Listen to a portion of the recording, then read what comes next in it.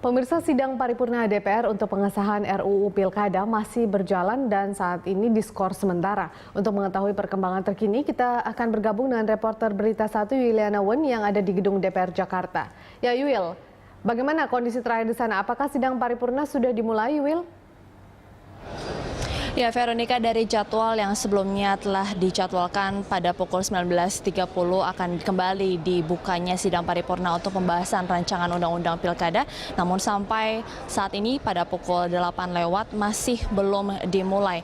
Dan rencanakan tadi setelah skors pada pukul 15, pada pukul 17 maksud kami berlangsung lobby-lobby yang dilakukan oleh semua ketua fraksi yang dipimpin oleh Priyo Budi Santoso dan juga Ketua Panja RUU Pilkada Abdul Hakam Naja, dan juga beserta dengan perwakilan dari 9 fraksi yang akan mengerucutkan pada opsi-opsi yang sudah didengar pada pandangan fraksi-fraksi pada sidang paripurna tadi sore.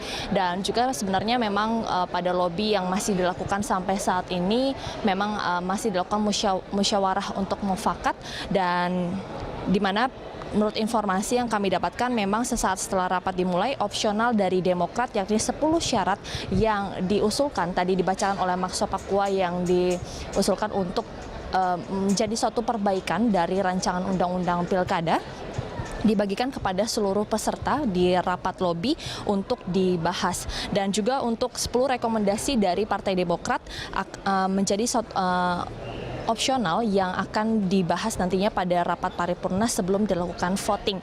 Dan seperti kita ketahui bahwa 10 syarat yang diajukan oleh Partai Demokrat yang juga mendukung pilkada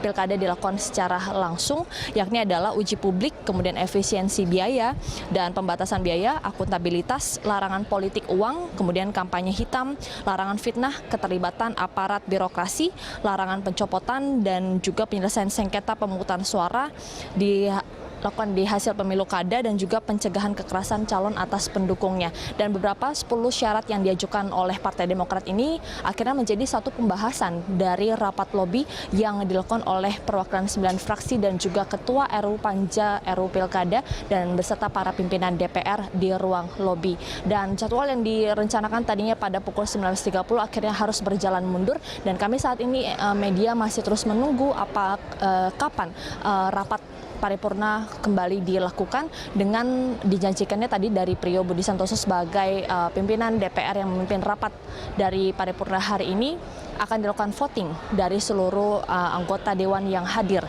di rapat paripurna RUU Pilkada ini.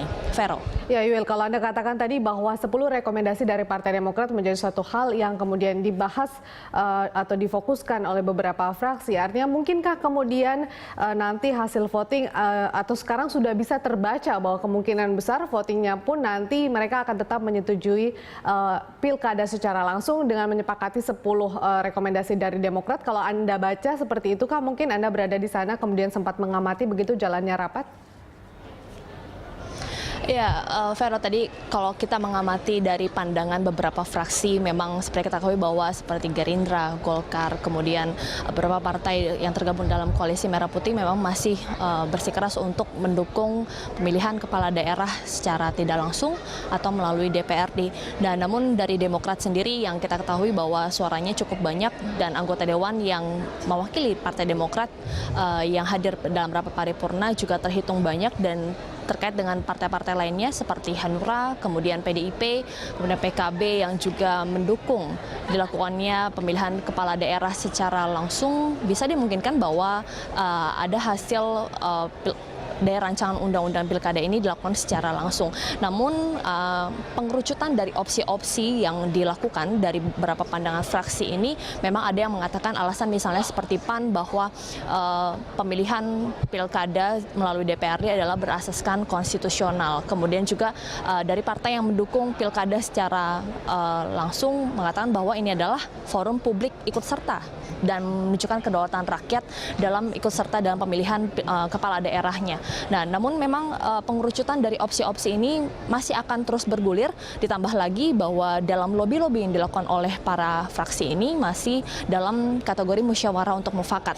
Artinya dari musyawarah untuk mufakat ini akan menghasilkan opsi-opsi yang mengerucut pada suara-suara dari perwakilan anggota fraksi ini, dan nantinya akan dilakukan voting yang akan disebar di ruang paripurna ini, dan kita akan lihat bagaimana jumlah suara yang mendukung pilkada dilakukan secara langsung dan pilkada yang tidak secara langsung.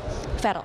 Ya, Yuil, dengan terlambatnya kemudian dimulainya kembali sidang ini, tentunya terjadi lobi-lobi antara fraksi sejumlah partai begitu. Apakah kemudian ini menandakan bahwa ini cukup alot dibahas begitu? Terbukakah atau tertutup lobi-lobi yang kemudian dilaksanakan kali ini begitu, Yuil?